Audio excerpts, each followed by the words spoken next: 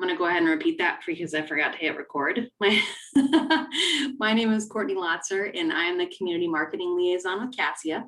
Now, just a little bit of housekeeping before we get started. Please make sure that your audio is muted, which everybody is, and that your video is turned off. And that'll just be a little bit less distracting for everybody. The advanced care planning presentation today is brought to you by Guardian Angels, Elim Home Care and Hospice, and Cassia's Caregiver Support Services. Guardian Angels provides physical, emotional, and spiritual care for those experiencing life-limiting illness and compassionate support for their loved ones. As a faith-based nonprofit agency, they serve people and their families where they live, including assisted living and skilled nursing communities and private homes. Cassia's Caregiver Support Services is an innovative resource designed to provide referrals, services, and assistance that home caregivers may need to confidently care for their loved one. 5 times a year, Caregiver Support Services offers free educational and supportive seminars, such as this one that we're about to participate in today. And our speaker is Laura Betker. Laura is a social work manager and bereavement coordinator for Guardian Angels Elim Home Care and Hospice. She has her master's degree in social work and is a licensed graduate social worker. She's been practicing social work since 2005 and has experience supporting individuals at different life stages. She previously provided those 65 and over with care coordination and elderly waiver case management and children in elementary school with school social work services.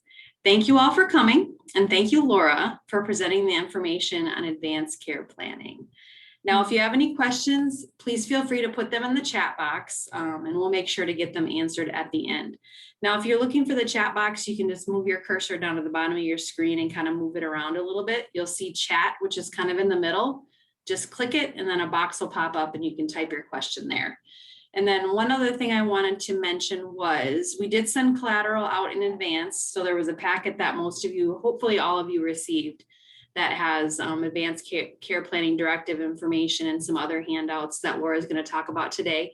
So if you don't have them, that's okay. We'll send them out after this session, and then just write down your questions, but you can go over them and then send follow-up questions to Caregiver Support Services who can help you after you receive the information.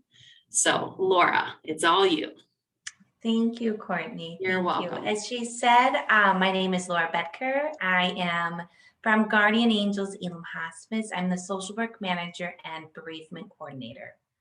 The mission here at Guardian Angels Elim Hospice and Home Care is to share Christ's love by providing holistic and compassionate care to adults with chronic illness, recent acute illness, and those facing end of life.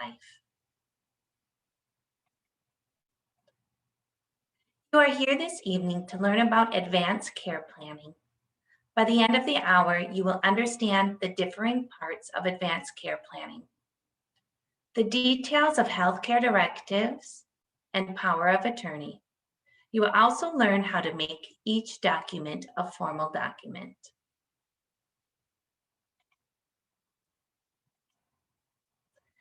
Advanced care planning is making decisions about the care you would want to receive if you become unable to speak for yourself. Advanced care planning is you preparing for a time when you may not be able to make your own medical decisions. The best time to make these decisions is when you are able to make your own choices. Advanced care planning involves learning about types of life-sustaining treatments that are available, deciding what types of treatment you would or would not want should you be diagnosed with a life-limiting illness, sharing your personal values with your loved ones, writing a healthcare directive, and choosing who will speak for you if you become unable to speak for yourself. Advanced care planning has benefits for you and your family at the end of life. An individual who has completed advanced care planning will have a better quality of life near death, less aggressive medical care near death, and a decrease in hospitalization, leading to more time at home. For families, advanced care planning provides guidance with making difficult decisions. It also reduces family conflict because your wishes are known. Most people say they would prefer to die at home, yet only about 1/3 of adults have a healthcare directive expressing their wishes for end-of-life care. I've identified 6 potential barriers for advanced care planning. Some people lack awareness, saying they don't know such a thing existed. Some people may be in denial, believing they will always be able to make their own decisions. There's also confusion when people believe they are too young or too healthy, or that their doctor is supposed to take care of that. Another barrier is feeling awkward, thinking and talking about medical and end-of-life topics. Some people worry they will be stressing out their family or causing them to be upset if they talk about advanced care planning. And finally, it can be hard not knowing how to start or how to bring up the conversation with family. Perhaps you identified with one or more of these barriers. Congratulations for taking the step to learn about advanced care planning this evening. Today, we will walk you through a healthcare directive. A healthcare directive is a written plan stating your values and priorities for your future medical treatment. A healthcare directive has 5 parts, which we will walk through today. The parts include who can speak for you related to health decisions if you become unable to speak for yourself, healthcare instructions, your hopes and wishes, making the document legal, and then next steps. It is important to note that you can change your healthcare directive at any time. So let's get started. You can open up your folder and look for the purple paper, which states Honoring Choices Healthcare Directive on the top.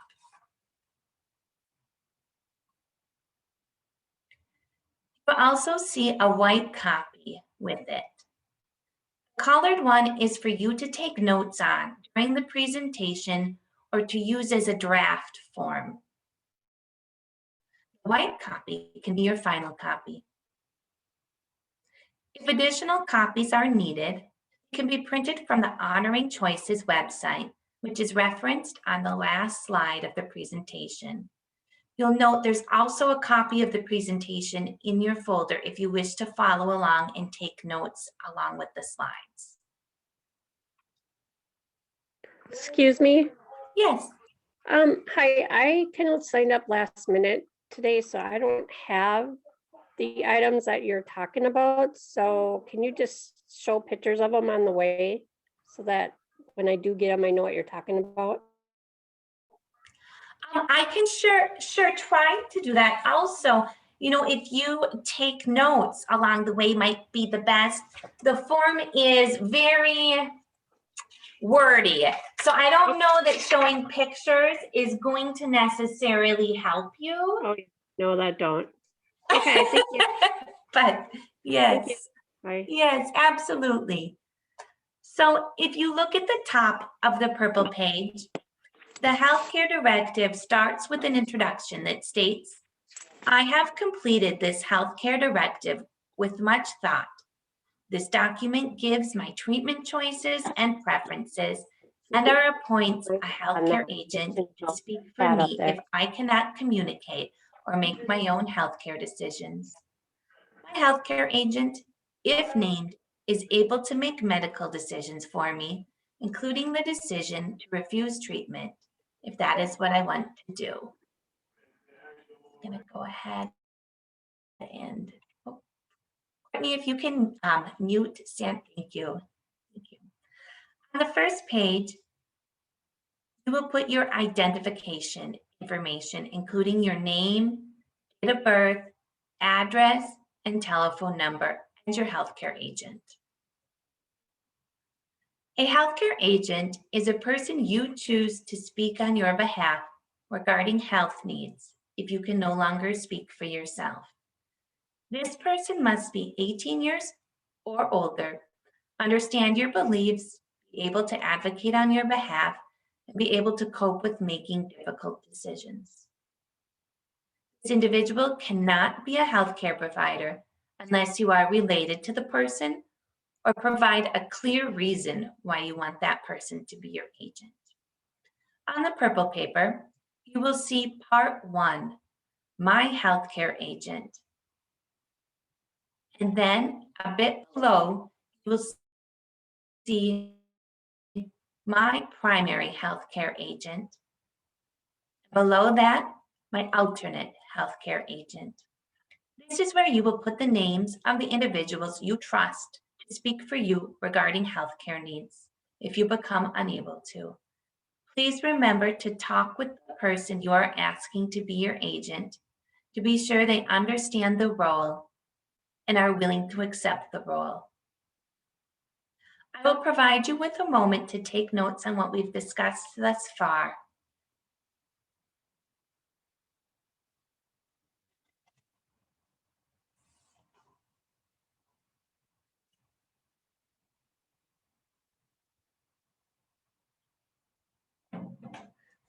When you are ready, turn to page 2 of the healthcare directive. This is where you can choose the powers you want the individual to have. Your healthcare agent automatically has the following powers when you are unable to communicate for yourself. It states A, agree to refuse or cancel decisions about my healthcare. B, interpret any instructions in this document based on his or her understanding of my wishes, values, and beliefs. C, review and release your medical records and personal files as needed. D, arrange for your healthcare and treatment. E, decide which healthcare providers and organizations provide your care. And F, make decisions about organ and tissue donation and autopsy according to your instructions in Part 2 of this document. Please note the space for comments or limits on the above powers.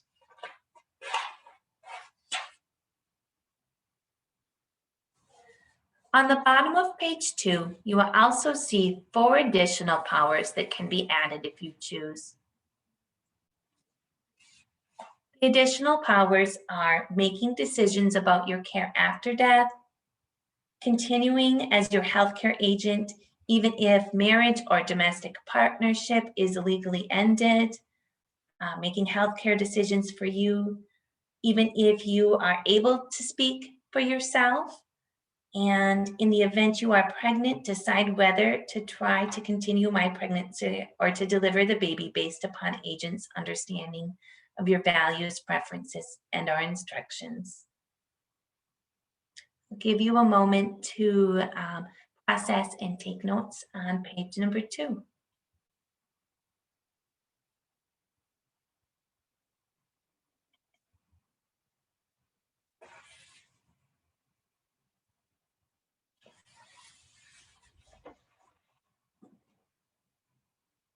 Turn to page 3 of your healthcare directive.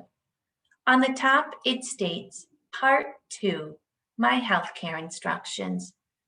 Please look at number 1, which talks about CPR.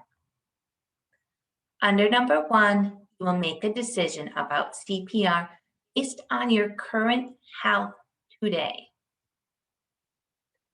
The first option states, I want CPR attempted if my heart or breathing stops.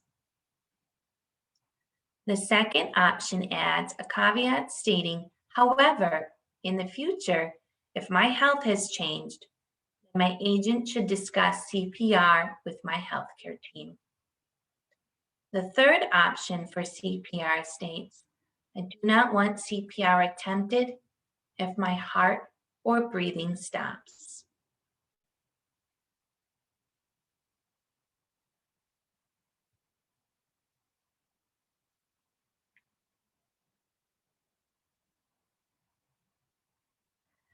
Now, on page 4 is number 2, and it states treatment choices, my health condition.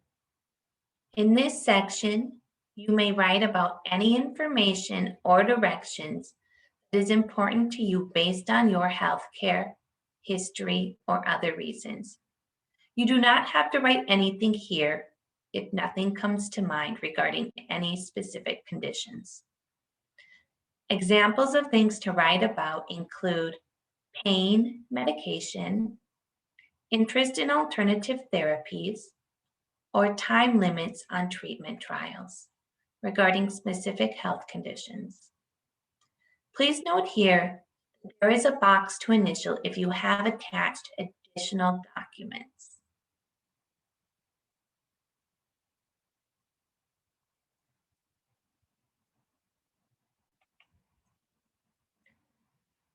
Question 3 on page 4 is similar to question 1 on page 3 in that it asks you to consider life-sustaining treatment choices. The difference is, in this question, you are asked to imagine a future scenario where you will be choosing what treatments you prefer if you will not recover your ability to know who you are. There are 2 boxes to choose from. The first one states, I want to stop or withhold all medical treatments that extend my life. The second one states, I want all treatments recommended by my healthcare team. There's also space to write directions specific to your preferences around ventilators, artificial nutrition, and antibiotics. The current slide has sample language you may want to use for number 3. So we've provided sample language regarding ventilators, respirators, artificial nutrition and hydration, and antibiotics. I tried to include language that would fit many different wishes. And these are just options. They are not ones that you have to use.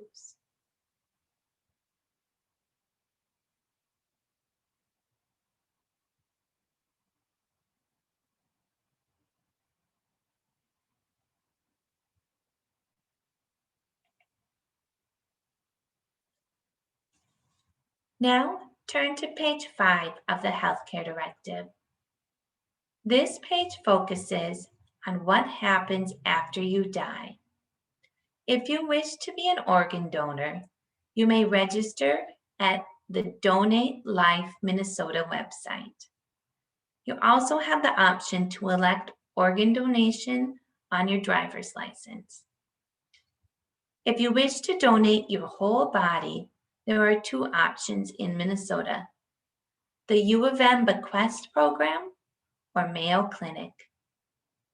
You must arrange ahead of time with the organization for whole body donation. Number 5 is about requesting an autopsy. You may also wish to include your preferences around burial, cremation, and funeral on additional pages and attach. Please note at the bottom of the page where it states, my initials here indicate additional documents are attached.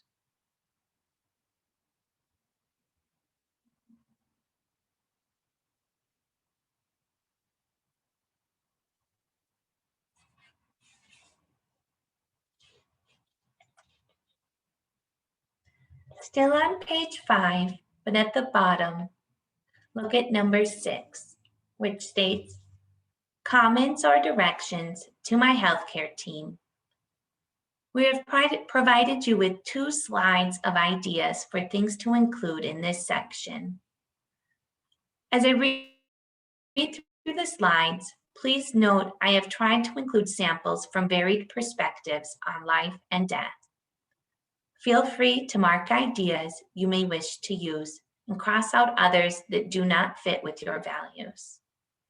Also, please feel free to write in something different. Ideas of things you may write in this section are, do not start or continue life-sustaining procedures if my condition is unlikely to improve and I am not expected to return to full independent functional capacity. I believe that in general, life is worth living, even in conditions of debilitation or pain. However, I also believe that God does not require me to cling to the mere appearance of life in all circumstances, regardless of the impossibility or extreme unlikelihood of any meaningful recovery or consciousness. For this reason, I do not want to be reclaimed from death or kept alive by artificial means if the likely result is that I will live in a brain dead state or in a permanent vegetative state or permanent coma. I fear being kept alive by medical means after my God-ordained time to die has come. Therefore, I do not want to be subjected to the use of artificial treatments that give me the mere appearance of life. I am brain dead or permanently comatose or in a persistent vegetative state. I wish to be allowed to die, free of machines or other intrusive life-sustaining methods. I know that there are many gray areas in end-of-life decision-making. I also know that I cannot anticipate all the possible dilemmas that my decision maker might face. All I ask is that you do your best to figure out what I would want under the circumstances.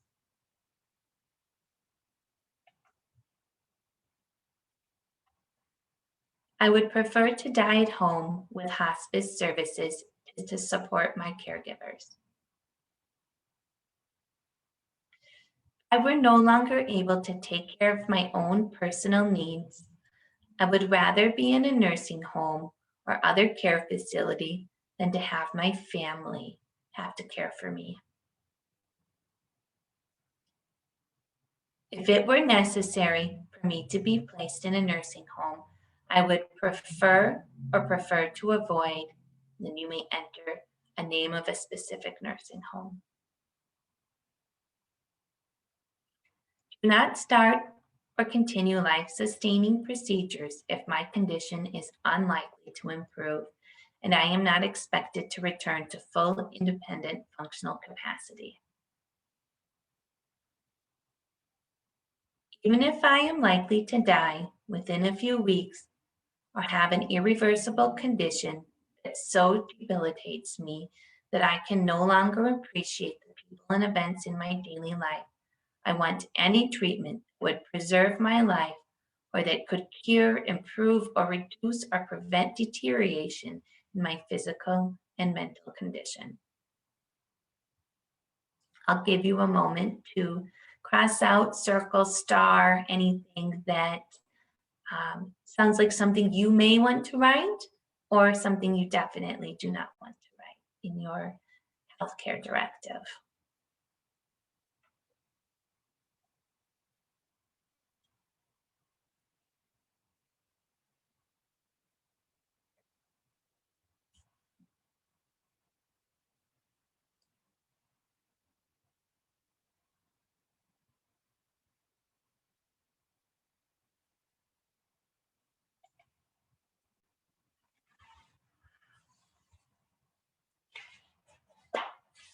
Part 3 of the healthcare directive is on pages 6 and 7.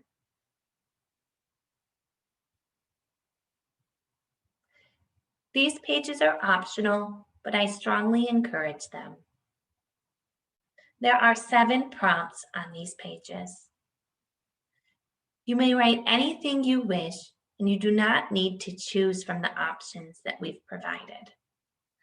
The first one is, the things that make my life worth living to me are.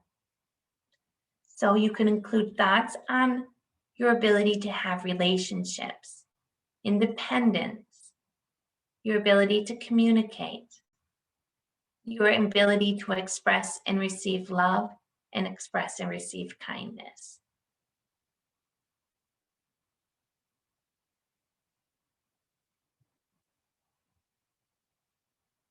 The second prompt is my beliefs about when life would be no longer worth living.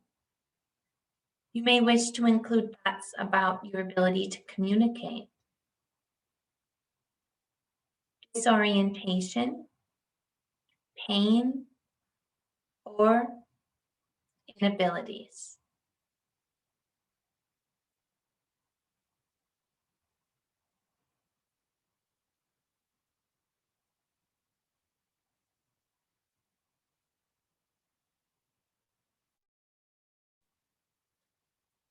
The third prompt is my thoughts about specific medical treatments, if any. Here you will write about use of ventilators, feeding, CPR, and hospitalization. Some of this is entered in other areas of the healthcare directive, but it's another space for you to provide direction to those who would be helping to carry out your wishes.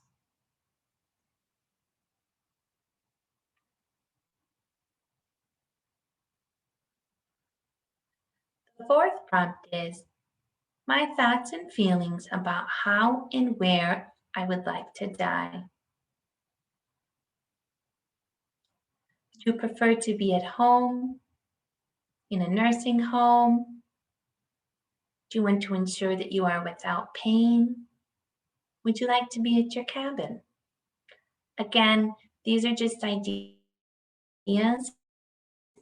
and you do not need to choose from any of these options.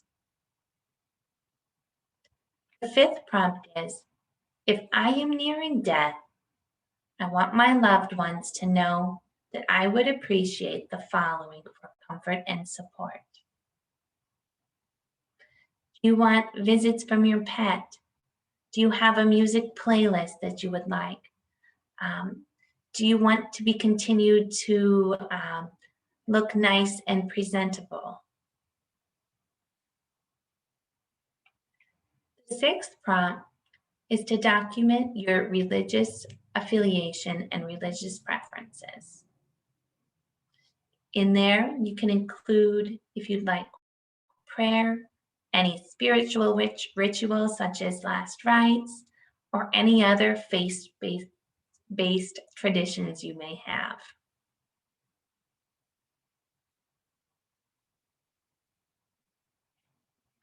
The sixth prompt, or excuse me, the final is other wishes and instructions. Here, you may wish to include a personal message to your friends or family and to provide reassurance for your decision maker.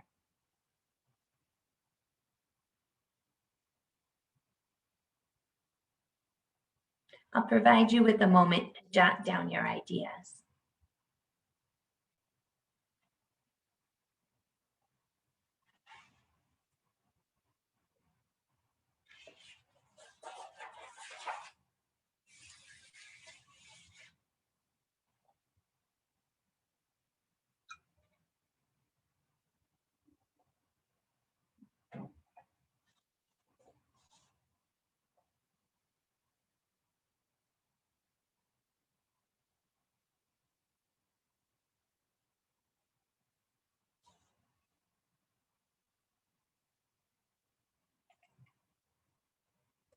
Please turn to page 8 of your healthcare directive.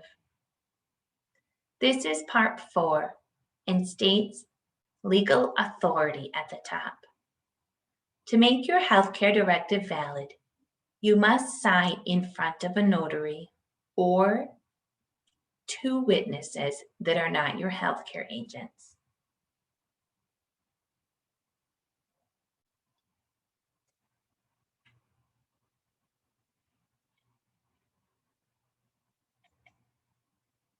Now, please turn to page 9.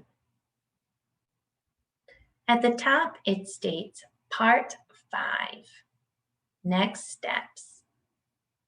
Once your healthcare directive is completed and signed, you should keep a copy in an easy-to-find place and give a copy to your primary and alternate healthcare agent, family, close friends, and your doctor. You should provide a copy to your healthcare team anytime you are admitted to a healthcare facility for, let's say, surgery. I have a statistic here. Between 65 and 76% of physicians whose patients had a healthcare directive were not aware that it existed.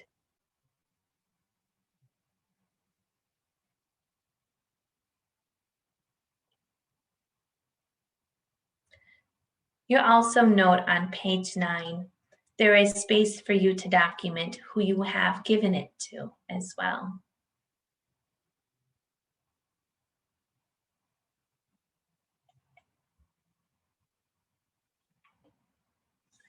Your healthcare directive can be updated and changed at any time. At a minimum, you should update every decade. Upon the death of a loved one, upon a divorce, a new diagnosis, or decline. In the healthcare directive, this is called the 5 Ds. Remember to make copies and share your updated document. Now, on the front page of the healthcare directive, you'll see that it states any advance directive document created before this is no longer legal or valid. So the only thing that needs to be completed to update your healthcare directive is to complete a new one or to update and have it signed in front of 2 witnesses or in front of a notary.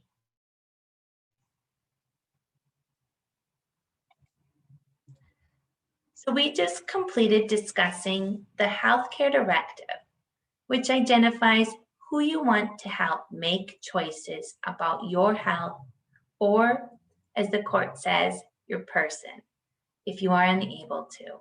Next, we will discuss power of attorney, which identifies who will assist you with your finances and property.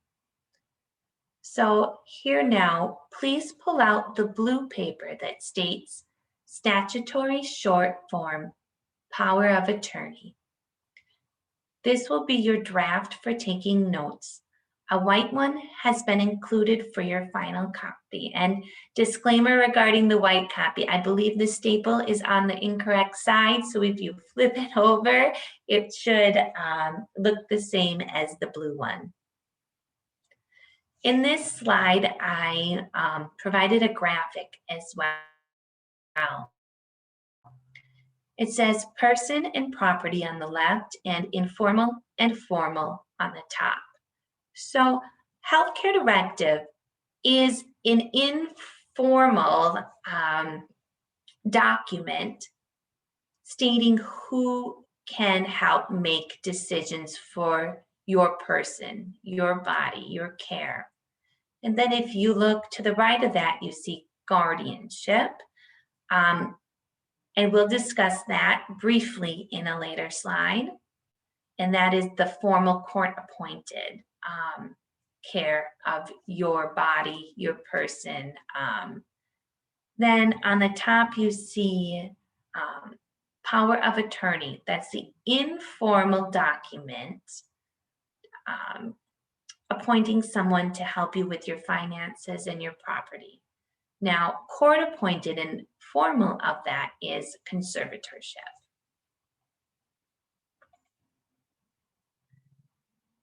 So here you can be looking at your blue paper.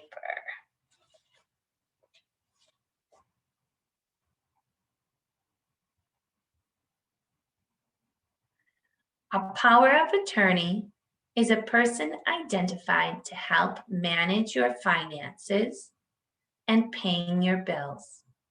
The process includes choosing the individual you trust to have control over your finances, completing the statutory short form, power of attorney, and having the form notarized. Within this form, there is lots of legal jargon used, and I have provided you with definitions on the slideshow printout. The principal is you. The attorney, in fact, is the individual you trust to have control over your finances. And successor is the next person in line if the first is unable to assist with your finances. So where it says principal, you will put your name and your address.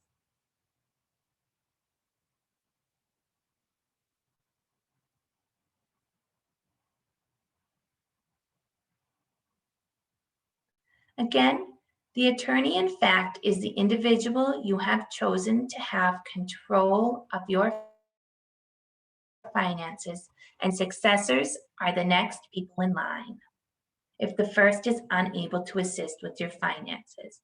You will put their names and addresses in the space provided. You may choose to have more than one attorney, in fact.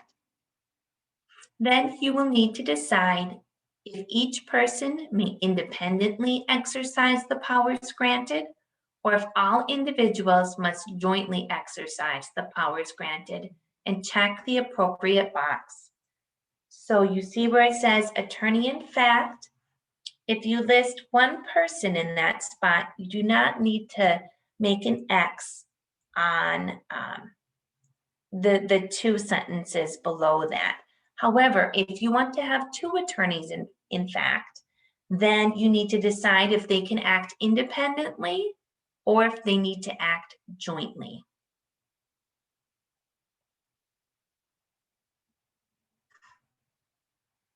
Now there's also a spot for expiration date.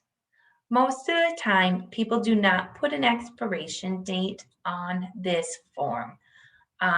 The reason why that would be is if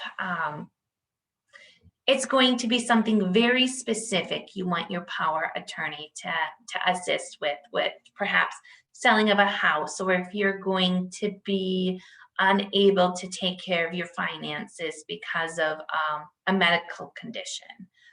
And then you can put an expiration date on that. And then we can turn to the second page of the power of attorney form.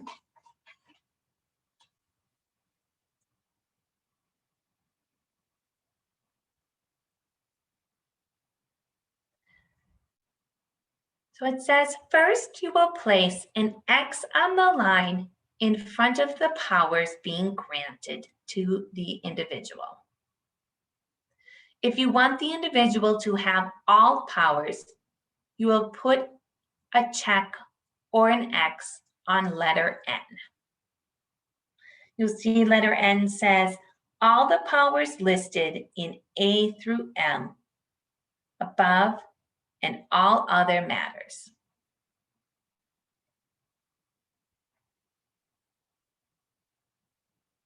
You can also choose to limit by checking the ones that powers you would like the individual to have.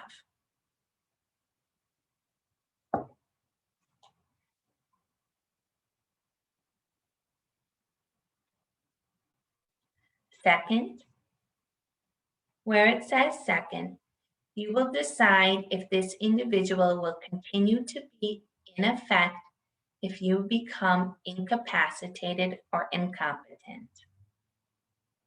Many people want the person to help them if they are incapacitated, and therefore would mark the first line.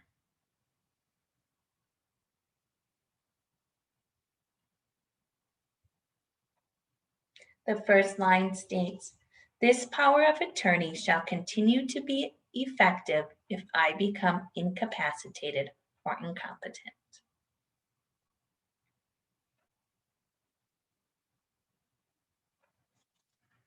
And if you turn to the next page, it says third.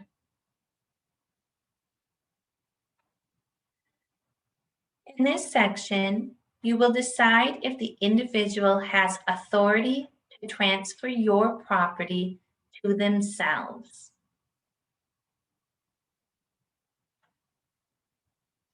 So the first line states this power of attorney authorizes the attorney in fact. So it says, I authorize the person I named to transfer my property to themselves. So decide if you want them to have that power or not. And then fourth, you decide the frequency you want your power of attorney to provide you with accounting statements. If you are choosing someone you fully trust, you may wish to mark the first line, which says, to provide accounting only when requested. It starts with my attorney in fact does not have to give an accounting unless I ask for it or the accounting is otherwise required by Minnesota statute section 523.21.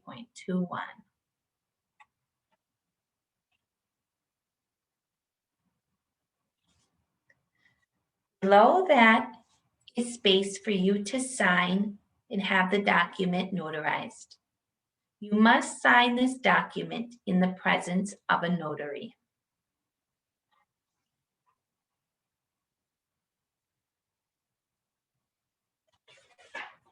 Then on the back of that page, we've included also the revocation of power of attorney. So if you would like to revoke the powers you've given to an individual, this form is to be signed and notarized.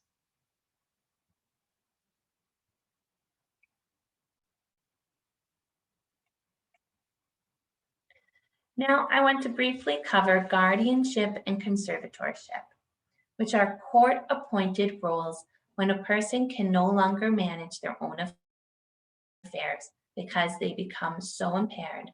They do not have the understanding or ability to make or communicate good and safe personal decisions. The court must deem an individual incapacitated for this to happen. A guardian assists with personal needs and conservator assists with financial needs. Minnesota law encourages people to try other things before filing for guardianship or conservatorship, including setting up a healthcare directive and power of attorney.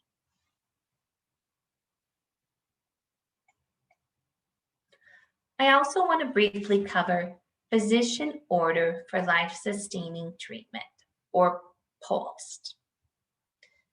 If you have an advanced illness, a doctor may complete a physician order for life-sustaining treatment, or POST, with your preferences documented on comfort care, your wish to be resuscitated, medical treatments, artificial nutrition, and antibiotics.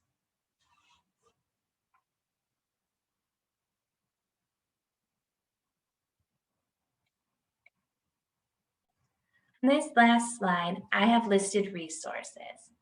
The first link will bring you to more information on power of attorney at the Minnesota Judicial Branch. The second resource listed is Honoring Choices Minnesota. There you will find more information on healthcare directives.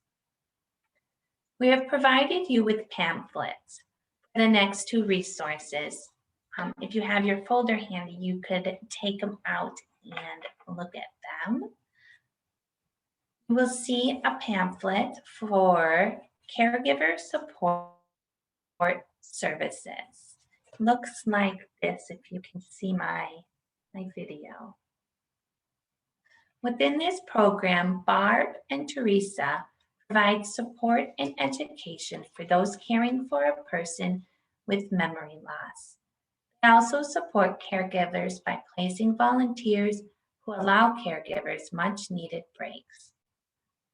If you would like further assistance in discussing your advanced care planning, Barb and Teresa have graciously offered to provide assistance, and they can be reached at 763-951-7819. The other 2 flyers are for Guardian Angels Elim Hospice and Home Care, which is a locally owned nonprofit faith-based organization. So at this time, I will move to questions. And Courtney, do we have any questions that came through the chat box? Sorry, I had to unmute myself. We do have one question, but feel free, anybody who's on the line, to send your questions through the chat box and we'll get those answered. But the one that did come through is, how do you decide who to choose when my daughter lives in another state and my 2 sons are pilots? Those are good questions. So first of all, I kind of want to ask, is it for the healthcare directive or for the power of attorney? But it might not matter. This came through when we were talking about the healthcare directive. The question.